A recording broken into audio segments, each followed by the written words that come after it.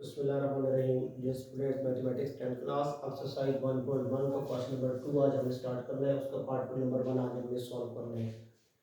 तो question number 2 के part 1 में जिस क्वाड्रेटिक इक्वेशन को हमने सॉल्व करना है वो हमने मेथड जो यूज़ करना है वो है by factorisation. There are three methods for solving a quadratic equation. Number 1 by factorization, number 2 by completing square method, number 3 by quadratic formula. तो फर्स्ट मेथड आज हमें यूज करना है। चूंकि फैक्टराइजेशन के डिफरेंट रूल्स हैं जो आपने प्रीवियस क्लास में पढ़े हैं, तो उनमें से एक रूल जो है आज हम यहाँ यूज करेंगे। एक क्वाड्रेटिक इक्वेशन हमें गिवन है। सबसे पहले किसी भी क्वाड्रेटिक इक्वेशन को आपने सॉल्व करना हो तो वो क्वाड्रेटिक इक्वेशन आपके पास स्टैंडर्ड फॉर्म में होनी चाहिए। इसलिए प्रीवियस क्वेश्चन में हमने डिफरेंट क्वाड्रेटिक इक्वेशंस को स्टैंडर्ड फॉर्म में कन्वर्ट करना सीखा है। तो ये जो फर्स्ट क्वेश्चन है, सबसे पहले हम इसको चेक करेंगे कि जो स्टैंडर्ड फॉर्म में है या नहीं है। तो फर्स्ट टर्म जो हमारे पास है वो है x square minus x minus 20 equal to 0। तो ये जो गिवन हमारे पास क्वाड्रेटिक इक्वेशन है ये ऑलरेडी स्टैंडर्ड फॉर्म में ही है। तो अब हम इसको सॉल्व कर सकते हैं। तो फैक्टराइजेशन के थ्रू सॉल्व करना है। तो सबसे पहले हमने इसके फैक्टर्स बनाने हैं। तो फैक्टर्स बनाने के लिए हमें इसको फैक्टराइज करना पड़ेगा। थ्रू पेयरिंग जो है हम इसको सॉल्व करेंगे। तो पेयरिंग के थ्रू सॉल्व करने का जो मेथड है वो ये होता है कि आपने फर्स्ट टर्म एक्स स्क्वायर के कोफिशिएंट को, जो कि यहाँ नहीं लिखा हुआ, किसी भी वेरिएबल का कोफिशिएंट ना लिखा हुआ हो तो वो 1 होता है। आपने इस एक्स स्क्वायर के कोफिशिएंट 1 को कांस्टेंट टर्म -20 से मल्टीप्लाई करना है रफ वर्क में। सबसे पहले यहाँ हम रफ वर्क बनाएंगे। रफ वर्क तो प्लस के 1 को माइनस के 20 से मल्टीप्लाई करेंगे तो ये बन जाएगा माइनस का 20 और मल्टीप्लाई भी एक्स स्क्वायर भी होगा तो -20 एक्स स्क्वायर। और फिर जो हमारे पास x वेरिएबल टर्म है वो है हमारे पास -1x।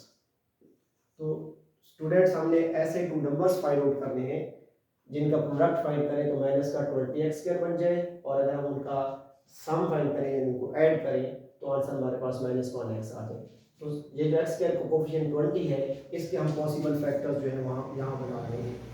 तो 20 को, वो नंबर जो 20 को डिवाइड करते हैं वो इसके फैक्टर्स बनाते हैं। A number that divides another number completely is called factor of that number. Divide completely का क्या मतलब है कि रिमाइंडर हमारे पास 0 होना चाहिए। तो सबसे पहले हम देखेंगे कि 20 को प्लस का 1 भी डिवाइड करता है, माइनस का 1 भी डिवाइड करता है, क्योंकि 20 1 से भी डिवाइड हो जाता है, ठीक है, प्लस के 1 से भी माइनस के 1 से भी, तो प्लस माइनस 1 20 का फैक्टर होगा। इसी तरीके से 2 से भी डिवाइड हो जाएगा तो प्लस माइनस 2 भी 20 का फैक्टर होगा, तो 2 टाइम 20 होता है। प्लस माइनस 4 से डिवाइड हो जाएगा क्योंकि 4 5 टाइम 20 होता है।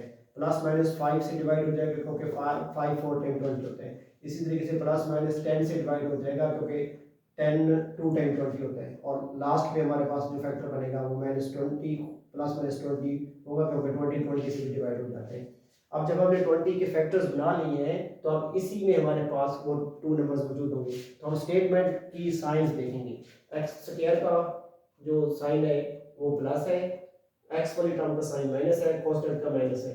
अगर हमारे पास एक्स वाली टर्म का साइन माइनस में हो और कांस्टेंट टर्म का साइन भी माइनस में हो तो जो पेयर बनेंगे उसमें से ग्रेटर नंबर के साथ माइनस का साइन आएगा और स्मॉलर नंबर के साथ प्लस का साइन आएगा। ऐसे 2 नंबर्स यहाँ से हमने टेक करने हैं जिनका प्रोडक्ट 20 होना चाहिए। तो डिफरेंट है, तो सबसे पहले हम यहाँ माइनस का 5 टेक कर लेते हैं और प्लस का 4 टेक कर लेते हैं। तो जब इनका प्रोडक्ट फाइंड करते हैं तो प्लस माइनस माइनस 5 4 टाइम 20 यानी मल्टीप्लाई करें तो माइनस का 20 आ जाता है। और अगर हम इनका सम फाइंड करें तो according to addition of integers, अगर एक टर्म प्लस की हो एक माइनस की हो तो ग्रेटर में से स्मॉलर अमाउंट को माइनस कर देते हैं और आंसर में साइन ग्रेटर अमाउंट पर पुट करते हैं। तो 5 में से 4 को माइनस करेंगे तो हमारे पास 1 आ जाएगा और 5 का साइन माइनस है तो -1 आ जाएगा।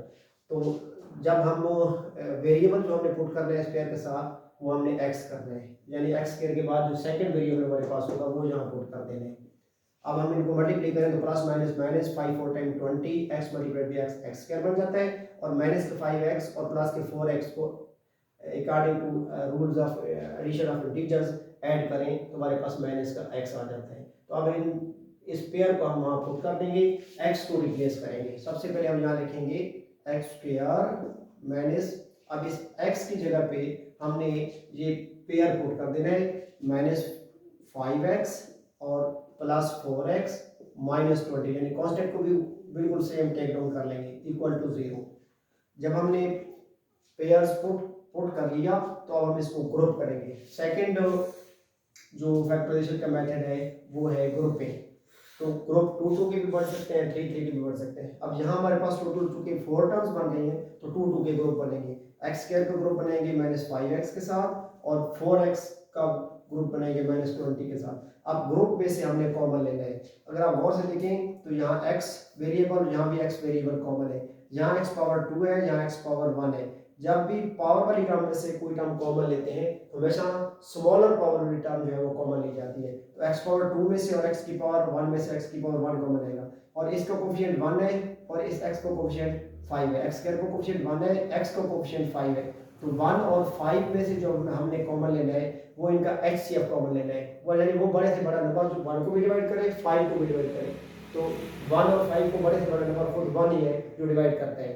सो x स्क्वायर और x में से x कॉमन आएगा और नंबर्स जो कोफिशिएंट है हमारे पास 1 और 5 में से 1 कॉमन आएगा, इसलिए यहाँ लिखेंगे 1x। तो अगर कोफिशिएंट 1 हो तो लिख देंगे। उसके फौरन बाद आपने ब्रैकेट पुट करनी है। जिन टर्म में से आपने कॉमन लिया था उन पे डिवाइड करके आंसर जो है इन ब्रैकेट में पुट करेंगे। तो सबसे पहले हमने x स्क्वायर पे x को डिवाइड करना है। जब x स्क्वायर पे x को डिवाइड करेंगे तो लिखेंगे x square divided by x। अब rules of laws of exponent के मुताबिक चूंकि बेसिस सेम है डिवाइड हो रहे हैं तो then their exponents are subtracted. चूंकि x स्क्वायर का साइन भी प्लस है, इसका साइन भी प्लस है, तो प्लस प्लस प्लस और 1 1 टाइम 1 और x पावर 2 में से x की पावर 1 को माइनस करेंगे तो हमारे पास आंसर आ जाएगा +x, जो कि हम यहाँ पुट कर देंगे ब्रैकेट में।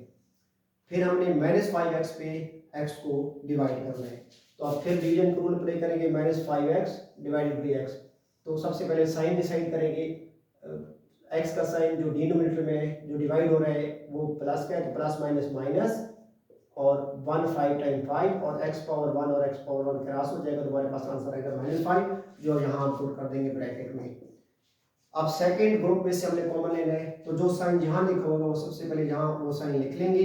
अब 4 और 20 में से इनका जो HCF बनता है 4 और 20 का वो 4 है, बड़े से बड़ा नंबर जो 4 को भी डिवाइड करता हो और 20 को भी। HCF हाईएस्ट कॉमन फैक्टर या ग्रेटेस्ट कॉमन फैक्टर।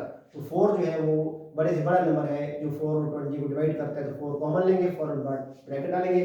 अब जब 4 को 4x पे डिवाइड करेंगे तो 4 1 टाइम 4 क्रॉस हो जाएगा, हमारे पास आंसर आ जाएगा x और प्लस माइनस माइनस 4 को 20 पे डिवाइड करेंगे तो 4 5 टाइम 20 इक्वल टू 0। अब इस स्टेप में अगर आप गौर से देखें तो जो हमारे पास ब्रैकेट्स में टर्म्स लिखी हुई हैं यानी x-5 और x-5 ये बिल्कुल सेम है। तो by taking x-5 common, again by taking x-5 as common, फिर कॉमन लेंगे x-5 को ब्रैकेट्स में कॉमन ले रहे हैं, उसके फौरन बाद ब्रैकेट डालनी है। तो जब जो कॉमन लिया है जिन में से कॉमन लिए उन पे करते हैं डिवाइड। तो x इंटू x-5 से कॉमन लिया है तो x इंटू x-5 पे डिवाइड करेंगे x-5 को, तो x-5 से x-5 क्रॉस हो जाएगा डिवीजन रूल के मुताबिक, तो आंसर आ जाएगा x। नेक्स्ट ब्रैकेट में पुट कर देंगे। अब यहाँ पे शुरू में साइन प्लस है, यहाँ भी प्लस है, तो प्लस प्लस प्लस, फिर 4 इंटू x-5 से डिवाइड करेंगे x-5 को, तो x-5 से x-5 क्रॉस हो जाएगा, तो आंसर आ जाएगा +4 इक्वल टू 0। तो डियर स्टूडेंट्स याद रखना कि अगर कुछ फैक्टर्स का प्रोडक्ट इक्वल टू 0 तो मैथमेटिक्स के रूल के मुताबिक उन फैक्टर्स को इधर आर की कंडीशन अप्लाई करके अलग अलग 0 के इक्वल लिखते हैं और फिर सॉल्व कर लेते हैं। तो यहाँ हम इधर आर की कंडीशन अप्लाई करेंगे, इधर x माइनस 5 इक्वल टू 0 और x प्लस 4 इक्वल टू 0। अब इक्वेशंस को सॉल्व करने का मेथड जहाँ यूज करेंगे, अगर आप लेफ्ट हैंड साइड पे देखें क्योंकि हमने x की वैल्यू फाइंड करना है। डियर स्टूडेंट याद रखना solution of equation mean finding the value of unknown. तो यहाँ पे अननोन x था यानी हमने x की वैल्यू जो है वो फाइंड आउट करनी थी, इसलिए क्वाड्रेटिक इक्वेशन को हमने कन्वर्ट कर लिया लीनियर इक्वेशन में और अब इन इक्वेशंस को हम सॉल्व कर लेंगे। तो लेफ्ट हैंड साइड पे अगर आप गौर से देखें तो ये -5 है, जब हम इसको शिफ्ट करेंगे राइट हैंड साइड पे तो ये अपना साइन जो है वो चेंज कर लेगा, माइनस से तो प्लस बना लेगा। x equal to 0 plus 5, 0 plus 5 और अब ये x प्लस 4 है, तो जब 4 को शिफ्ट करेंगे तो 0 -4 हो जाएगा, क्योंकि +4 है तो साइन रिवर्स करेगा, और x इक्वल टू -4। अब अगर आप गौर से देखो, हमारे पास 2 रूट्स आ गए हैं। एक रूट है x इक्वल टू 5, एक रूट है x इक्वल टू -4।